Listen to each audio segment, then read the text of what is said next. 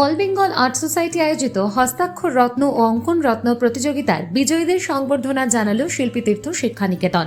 দীর্ঘ 11 বছরে এই প্রতিযোগিতায় প্রথম ঝাড়গ্রামে আন্তর্জাতিক স্বর্ণ স্মারক এলো। হস্তাক্ষর প্রতিযোগিতায় বিশ্বমঞ্চে সোনা জিতে জেলার নাম উজ্জ্বল করেছে আত্রেয়ী মুর্মু। আন্তর্জাতিক সাফল্যের পাশাপাশি রাজ্য ও স্থানীয় স্তরেও এবার ঝাড়গ্রামের প্রতিভারা চমৎকার ফল করেছে। অঙ্কন প্রতিযোগিতায় রাজ্য স্তরে 3 জন, জেলা স্তরে 15 জন ও ব্লকে 13 জন এবং হস্তাক্ষর প্রতিযোগিতায় রাজ্য স্তরে 2 জন, জেলা স্তরে 20 জন ও ব্লক স্তরে 16 জন প্রতিযোগী জয়ী হয়েছে। এই যৌথ সাফল্য সমগ্র জেলার জন্য অত্যন্ত আনন্দের ও গৌরবের।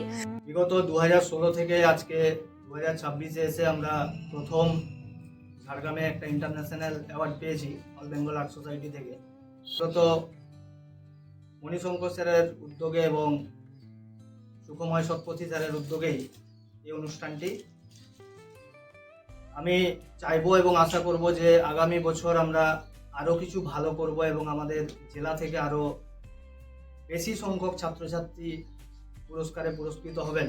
আগামী দিনে এই অঞ্চলের শিল্পচর্চা আরও এগিয়ে চলুক এবং ছাত্রছাত্রীরা এভাবেই নতুন সাফল্যের শিখর স্পর্শ করুক, সংস্থার পক্ষ থেকে কৃতীদের এই শুভকামনাই জানানো হয়েছে।